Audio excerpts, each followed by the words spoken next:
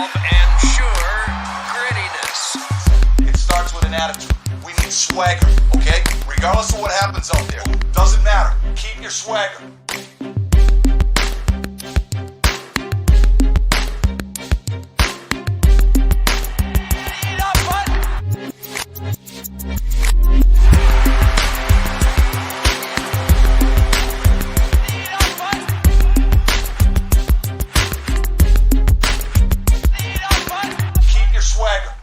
Hey there, folks. This is 5-Hole Fantasy Hockey. I'm your host for today, Mike Rogerson. And with me today via technology is Zach. We couldn't record at the same time today, so we've been texting back and forth and recording our parts separately and splicing them together to make sure you get your week preview here. So you still get all the info. But thank you, technology. So you can find us on Twitter at FHF Hockey. We like to answer questions there.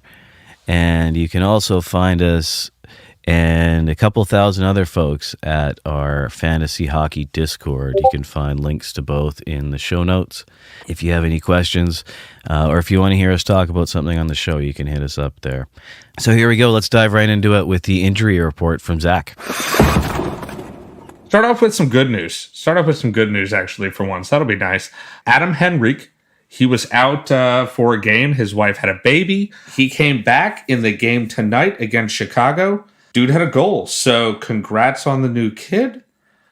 Double congrats on the extra goal when you come back after, having a new baby. Good for you, Adam Henrique. I dig it. There goes the good news. So I hope you enjoyed that part. Jamie Alexiak, one of our perpetual bad daddies, was placed on IR. So he's out at least a week. Seattle only plays 2 games, both on heavy nights this upcoming week. But that would be the first day that he could come back. He actually could be back for both of the games this upcoming week. With them only having 2 games, it's not really, maybe what you're looking for.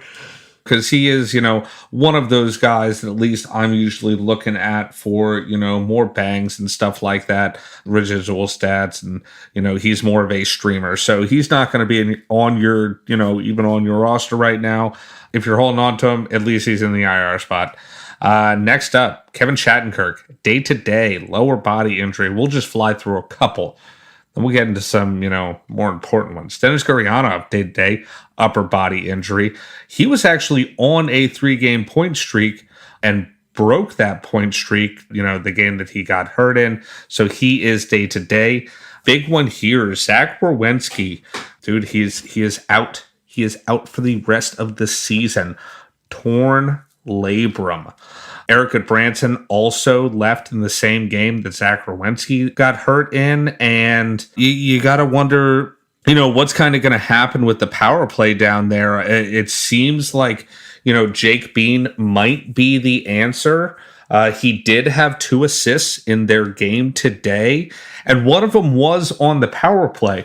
The only thing is, Cole Sillinger was on the goal, and Igor Chinikov was on the secondary assist. At least, Jake Bean did have a primary assist, but at the same time, with Sillinger and Chinikov being the other players on that power play goal that saw Jake Bean on it, that sounds like a second power play as opposed to, if it was Gaudreau, Line A, and Bean on there, then yeah, I'd have a little more confidence in that first power play deployment for Jake Bean. So this one, you're definitely waiting, finding out what direction they're going to move in. You do have Line A and Gaudreau on that power play. So I do want the Columbus power play quarterback, but Zach Werenski is a really good player, and it's not like they're going to be able to just slip somebody else in there. They're actually having a bunch of other problems. I mean, you have Erica Branson, like I said, he went down too. I'd like to see Gavrikov actually maybe get a little more time on ice. He is on that top pairing now. So you might see that, but I'd love to see, some power play time. I know it won't be the top power play. So remember that, you don't have Boquist because he's on IR already. So it really is. It's kind of up in the air. It looks like Jake Bean is probably the best option, but, Really going to kind of have to keep an eye on things and find out. All right, so Toivo Teravainen, he left the game in the Canes 7-2 win over the Oilers. He did have 2 assists in that game, and he did not play today. So he is out for at least the time being. Kyle Yamamoto, he didn't even play in that game that we're talking about with Toivo Teravainen. He actually returned to Edmonton prior to that game. Now, the Oilers were on a road trip through this weekend. They don't play again till next week, so Kyle Yamamoto could be coming back next week, but he didn't finish off the road trip. He went back home, and we will get some more info on that. B-Tech freaking Vanacek. After we talked about him being, it looks like he's going to be the guy in New Jersey, and then boom, he gets hit. He got hit by Thomas Chabot. He left the game. It's this endless Greek comedy that is the, New Jersey Devils goalie situation. Akira Schmid did take over in the third period, stopped 7 out of 7 shots en route to, the Devils' 8th win in a row. It does look like Vanacek should be coming back soon. I will say that. Vanacek did skate this morning, from what I understand. He did not play in the game today, but, they said it's kind of like more of a preventative day off, if you will. I think it just sounds like, hey, we're being cautious, and I get that. I would be too. Mikhail Sergachev and Eric Chernak injured on Friday, both from block shots from Alex Ovechkin, both in the same power play, and really close together on the power play too. So they are, they're out. Ovi is just single-handedly putting people down. I'm not going to lie. I would not want to try to block an Alex Ovechkin power play shot while he is just in his fucking office, just teeing up on people. Man, that looks like it would freaking hurt. It really does. Okay, lastly, Thomas Chabot, he left the game against the Flyers. He did have a goal in that game, and the Flyers lost. Dude, the Flyers are coming back down to earth, it would so seem. Did have my boy Kevin Hayes with the lone goal that the Flyers had. So that was a blast. We'll see. But they do seem like they're coming back to earth.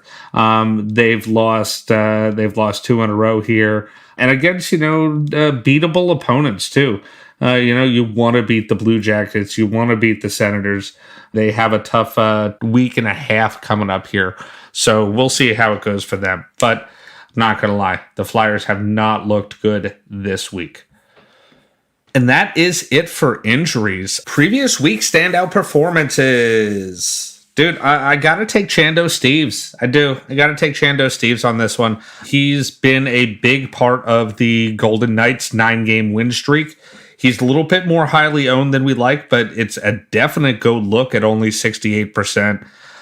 He is available in, just under a third of leagues. He's so far this past week, he's had a goal and 4 assists. He has looked really good. He is shooting way more than he ever has. And honestly, he's just way more involved in the offense than he ever has been. It's really weird because that always was his moniker, kind of. Like, you're out there on the ice with all these really good players, but Chandler Stephenson was shooting, 1 shot on goal a game and stuff like that, and it would happen all the time, or 0 shots, and you knew that he was really out there for his two-way ability and taking face-offs and stuff like that, which I get he's very good at. But it is interesting to see him taking that big offensive step, and he really has been this year. So 68% on Chandler Stephenson. He is definitely a good go look. In terms of my performances of last week, or points scored last week, as TJ likes to call it, it is one thing. You don't want to be chasing the pass, but at the same time, what people have done recently does tell you they're likely to keep doing, at least what kind of trend they're on. So a couple of guys I like from last week, maybe to keep your eyes on moving forward. One would be Sam Bennett. And I'm just focusing on a couple of guys who are actually rosterable, or rather pick-upable from the waiver wire. No need to talk about Leon Draisaitl and Connor McDavid having good weeks again when they're 100% owned. So Sam Bennett, 4 goals and an assist in 3 games. Quite a few face-off wins, 3 hits a game, also threw in 4 blocks and a few PIMs and power play points. So Sam Bennett, even though he is just a center, 63% rostered, playing the way you'd expect Sam Bennett to play at his best, right? Getting a bit of the peripherals as well. He does have 4 games next week, so you might want to see if you can ride that hot streak. 3 on heavy nights, and then he does have that super valuable Sunday off night, which we're going to talk about. So I like Sam Bennett, production last week. And then another center who had a good week is Brock Nelson, 56% rostered, so he is available in approximately half of leagues. 3 goals and an assist in 4 games played, also 4 hits, and a power play point and a couple of PIMs as well if you do that. So Brock Nelson, another guy who does a bit of the peripheral action. So a good center if you need one of those. And just to round out our center trilogy from last week, another guy we can't really leave off the page here. Again, it seems like is Nico Hischier. He's up to 68% rostered, so he is getting picked up. But in the last 3 games, he's got 3 goals and 2 assists, tons of face-off wins, a couple of blocks, a couple power play points. So Nico Hischier at 68% rostered, also center. Just go check on him because he is also what I would move into our next section here as also who I'd consider Nico Hischier my long-term hold. If you have any chance of picking him up, do so and plan on keeping him. He's every bit as good as they drafted him to be. And this is something I've been saying a lot over the last couple seasons, is these young high draft picks take a while, more so I would say than ever it seems. These first couple of overall picks, they don't seem to show up for a couple of years, and he sure is showing up. So he's here. I was one of the people who always compared Hischier to Bo Horvat, and I guess they're doing the same thing right now, being super offensive, when we all kind of looked at them as good second-line, two-way centers. They're both this year mirroring each other and showing us that, they are pretty darn offensively talented as well. So that's our performances from last week. In terms of my tip for this upcoming week, I got to go with Zach as well. And loading up on LA is a great strategy when they have the 3 off nights. I would say just as much, try to see if you can find some love in Chicago because they do have the 3 off nights, including the Sunday one. But I think generally speaking, my tip of the week in weeks like this, when there are 1 or 2 teams that have significantly better off-night schedules, is consider not saving any pickups for the end of the week. I know in the past, I've definitely said on the show, it's a good idea to sometimes save a pick for the end of the week in categories leagues in particular, in case there's a category you need to catch up on. The downside to that is you're potentially missing out on, I'd say, 2 to maybe even 3 games played. So in a categories league, that can be something to do if you think you can, but don't do it at the expense of just straight up missing games played. In a week like this, do load up on Chicago and LA as early on as you can before everyone else does, right? Because you don't want to be that person who's on Sunday scrambling to try to find any 4th line player that you can pick up when it comes to Sunday and hope you can catch up. When in reality, if you had 2 or 3 extra games played throughout the week, maybe you wouldn't be having to play catch up at all. So I've given completely contradictory advice on this point here in different weeks, but I think somewhere in the middle is just something to pay attention to. Is in a week like this, like I said, the light nights are very light, so people are going to be going after those players. So try to stock up on them earlier in the week. And if you can, something we've always preached is if you have any leftover pickups at the end of the week, say on Sunday night, try to make your moves even a day ahead. So don't necessarily save any picks for the end of the week. Consider loading up on games played and getting ahead of the game, and don't be stuck trying to pick up your last tier, bottom of the barrel players when you're trying to catch up. My tip of the week this week is I'm going LA heavy. I think that is pretty obvious. They have the number one schedule, but I will say I do like Ottawa at the start of the week and then finish with the Panthers. I like that back-to-back on Saturday, Sunday against Calgary and Colorado. And the whole thing is Friday and Sunday are so light that these end of the week matchups are going to be so important. You only have one game on Friday and 2 games on Sunday.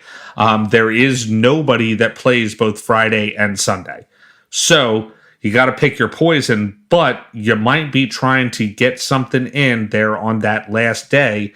So I like the Panthers on that last day because I think that could definitely be a good game. Get some points there. Thanks for the tip. All right, so long-term hold option for me, I think I'm going to go with Carter Verhaeghe here. He is 62% owned, and I think that should definitely be going up and will be going up very shortly. He has 6 goals and 6 assists in the past 8 games, and he's actually shooting right now. He's another Chandler Stephenson-esque type player that was always his moniker. He was on the ice with Barkov all the time, but he just wasn't taking the shots on goal, which, don't get me wrong, it makes sense because I would be too. Be like, here you go, Barky, you shoot it. I'll pass you the puck. You take the shots, brother. But 2.8 shots on goal so far this year per game. I do like that. One other thing I like about Carter Verhaeghe, 2 more minutes time on ice this year than last year. That's big. That could definitely play a big part into, the shots on goal per game, your points, your everything in general. 2 minutes time on ice matters. It just does. It matters. I don't know what else to say. You guys know that I love time on ice, and seeing these big bumps time on ice makes you say, okay, this team believes in that player more than they did last year. They're playing a bigger role. It only makes sense that their stats will go up. Carter Verhaeghe is a definite hold here at 62%. Go get him and hold on to him. Okay, let's take a quick overview of the week's schedule and the game breakdown. There's a couple of nights that are very, very light, about as light as can be. So you really, really need to take advantage of your off nights this week. So Monday we got 4 games, so a pretty light Monday. Tuesday we got 9 games, so a pretty heavy night. Wednesday is 3 games, so very light. Thursday 13 games. Friday with 1 game, so you really got to make sure you hit that Friday game. Saturday 15 games, so obviously Saturdays are always full, and then Sunday with only 2. So you really have to make sure that you get that Friday game between Vancouver and LA. Vancouver has a bad schedule. They only play twice through the whole week, against Buffalo and then an LA game. So you might want to find some spot streams from Vancouver, but we're going to talk a lot about stacking up on LA because they have that Friday game. And then you're also going to want to find people for that Sunday. Really important. Obviously off nights are always important, but with them being such a disparity between heavy nights and off nights this week, it's even more important than ever to make sure you get those in. In terms of teams with the best schedules, Chicago and LA have 4 games played with 3 off nights, so you really want to stack those teams as much as you can. Obviously, Chicago doesn't have a ton of options in terms of offense, but they do have some good peripherals there. LA, on the other hand, does have a lot of good options of potential offense that you might find there. St. Louis has 4 games played with 2 off nights. They've been a struggling team this year, but they have a lot of guys who can play well. should play well. So quite a few options there. And then Colorado, Florida, and Pittsburgh have 4 games played with 1 off night. So 3 pretty offensively heavy teams. So if you can find guys there, you're only going to get the 1 off night, but those are teams that do consistently score. Pittsburgh's been losing a lot, but they've been scoring still. Now, in terms of teams to avoid bad schedules, Arizona has 1 game, and they're the worst. So avoid Arizona at all costs. If you have anybody in your team from Arizona, drop them. There's not really anybody worth holding on to. Maybe, I don't know. I wouldn't even bother. I just dump whoever you have. Winnipeg, 2 games, both on heavy nights. Seattle, 2 games, both on heavy nights. Rangers, 2 games on heavy nights. Now, Boston has only 2 games on heavy nights, but they are against the Flyers and Chicago. So if you have any Bruins players that are decent, you might want to hang on to them because those are pretty winnable games for sure. And Flyers seem to be falling back to earth, as Zach alluded to, and Chicago just stinks. So if you have Bruins who do happen to fit into your roster, fine. Those are easy games. Let's move along here. All right, first up for my streamer suggestions. It's not that it's taken me a while, but it feels like I wanted to push the Max Domi, and he's been doing well. You know, everybody is right about this because I hear a lot of people talking about Johnny Toews, and I can't disagree. The man's playing fantastic right now, and he is only 21% owned. Like, he's playing out of this world. He's scoring tons of goals right now, which is just crazy because, well, we really didn't think that they were going to be scoring any goals. And here Jonathan Toews is getting points out the yin-yang. He has continued to get more points. He had an assist in his last game. But dude is on fire lately. He is on fire. I will say his minutes are kind of up and down and all over the place. Like his year-long time on ice thus far through 13 games is under 17 minutes, which is, you know, the first time that is actually happening ever. So he currently has his lowest time on ice per game ever. He does have games where he is up, you know, well over 17, 19, 20. It happens. Now, those, a lot of times, those might be in, you know, overtime games and stuff. But, dude, Johnny Toews is playing really well right now, and you can't say he's not. So, as far as streamers go, he obviously has a definite chance to get points, and at only 21%, man, it makes a lot of sense. Next up, I have a 20% owned Philip Dano. Everyone knows I like Philip Dano. I mean, what is there not to like? He gets points and he does stuff and he wins a lot of face-offs. I like Dano, and I always have, probably always will. Had a goal and assist in his last game and in this past game against Chicago. So I do like Philip Dano. I liked him before today when I wrote this, and then he got a goal and assist, just helping me out.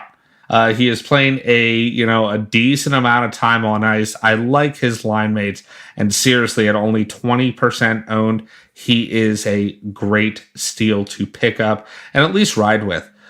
He definitely does have a high shooting percentage right now, but that's what I'm looking for from a fucking streamer. It just is.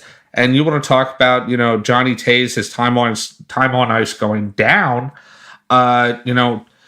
Dano is playing his highest time on ice since the 1920 season when he was in Montreal. Dude, Philip Dano, I'm not going to get off of this one because he is just a solid role player on your roster, and likely, you know, he very well could be the bottom of your roster. But again, that's what streamers are for. 20% owned Philip Dano. That's my number 2. My number 3, my last guy, Anton Lundell. Anton Lundell is playing incredibly well right now, and he has been all over the ice. watch a Panthers game and you will hear Anton Lundell's name a ton of times. He had another assist in his last game. He is just piling up points. He has, in his just past couple of games, he has 5 assists in his last 4 games. Now, he's not a ton on goals.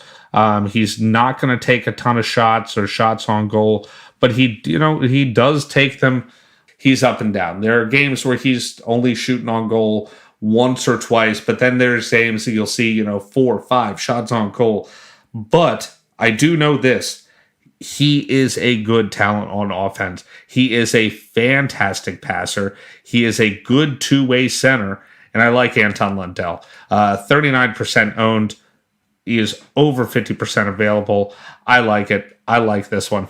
So Anton Lundell, and he is, he's honestly, he's probably that guy that I'm looking for on Sunday. That's who I'm trying to get a goal out of on Sunday. All right, so my banger suggestion, I think you're gonna like this one. It's Nola Shari, 1% owned. He has 22 hits in his last 5. 4 hits per game on the year. Noel Ashari, 1% owned. 22 hits in his last 5 games. Come on, you can't hate it. And the whole thing is, so it's hard to pick up Blues players right now because they are doing so bad. But you know what? They're doing so bad, that means the other team likely has the puck a lot. You know what happens when the other team has the puck? Noel Ashari's going to fucking hit him. That's what's going to happen. The whole thing is the Blues have a great schedule, at least to start the week.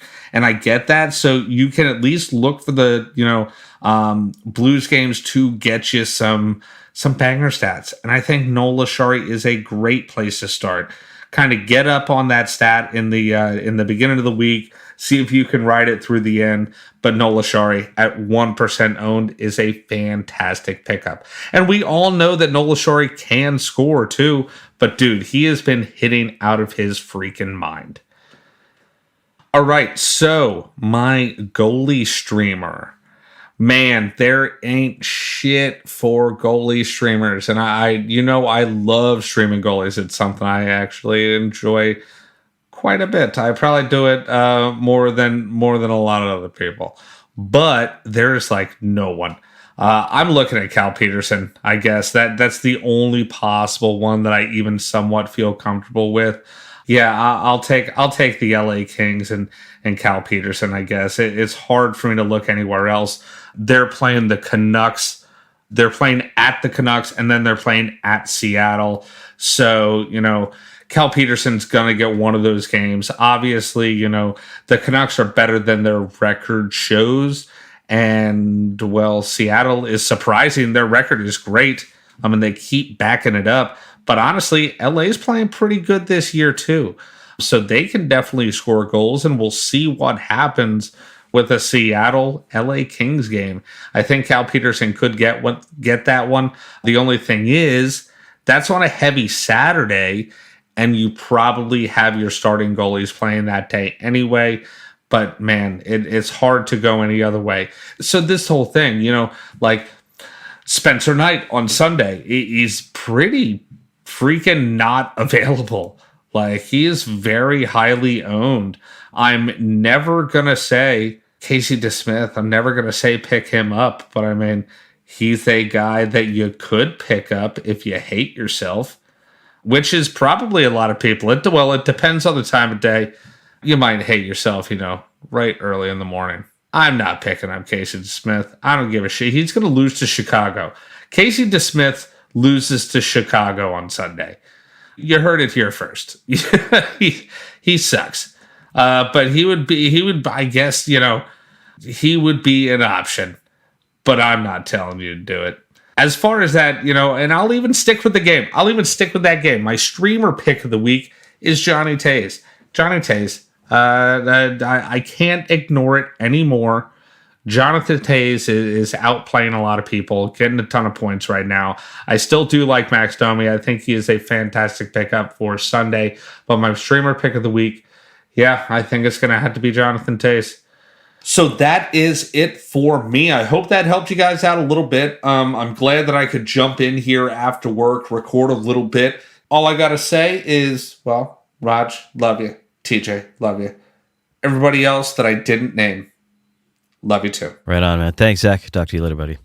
As far as my streamers go, speaking of LA, there's a couple of guys I am leaning into, one of which is slightly surprising. Sean Durzi on D. He's playing 20 minutes a night, getting points on the power play, and basically on the season, he's going point for point with Doughty, equal peripherals to Doughty, basically equal power play points to Doughty. So essentially, I kind of thought with Doughty coming back this year, Durzi was going to take a dip a bit in his production, which he had a real breakout last year, but he hasn't. He hasn't at all. He's completely keeping pace with Doughty. Consistently, he got 2 goals in his last game. He did have a little dry spell in points just before that, but he seems to be finding his way back here. And he's not a huge peripheral guy, but he is very consistent with a couple hits and blocks a game on average. So you can comfortably find him on most waiver wires. He's only 24% rostered in Yahoo, so definitely check out him. And with that, knowing he's got a power play goal, he's in the last week here, he is getting that power play time. Yeah, take a look at Sean Durzi.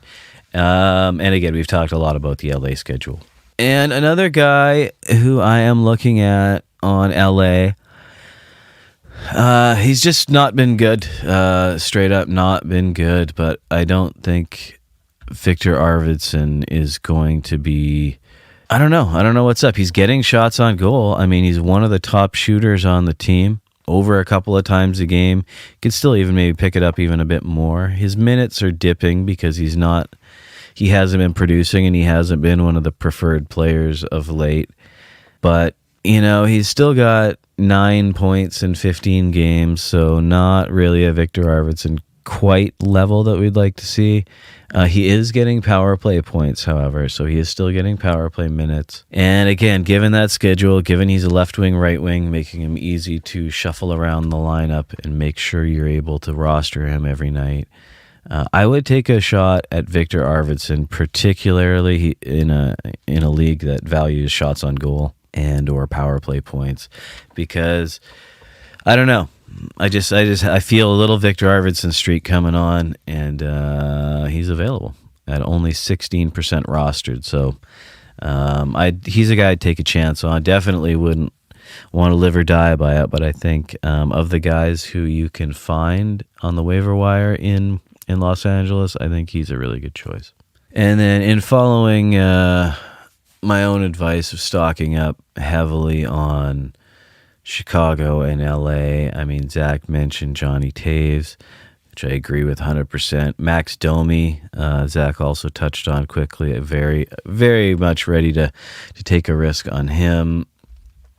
He takes a lot of face-offs, almost as many as Toews. Not quite as many, but he's right up there.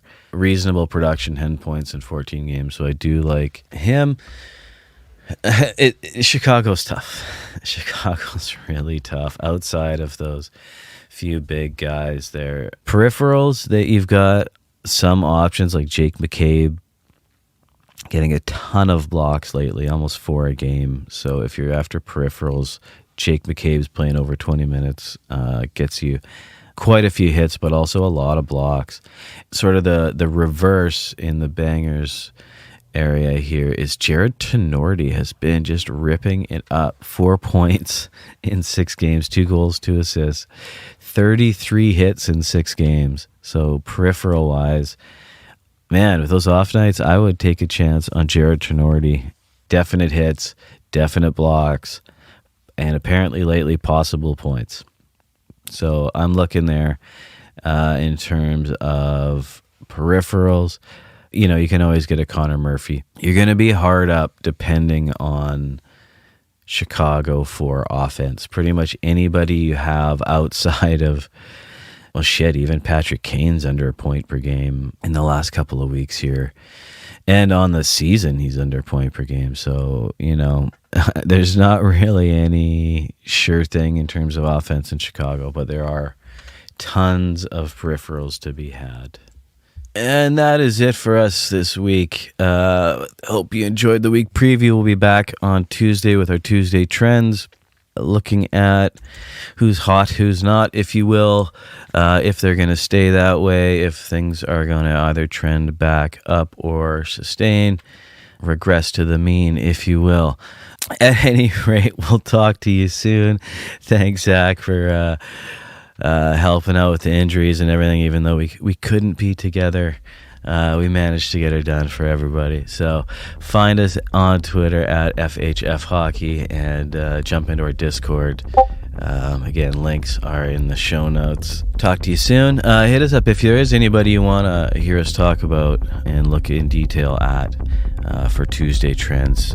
Go to our Discord and go to the Tuesday Trends channel, or you can go to our Twitter again and hit us up there. Let us know who you'd like to hear us talking about. Okay, thanks for sticking around. Love you.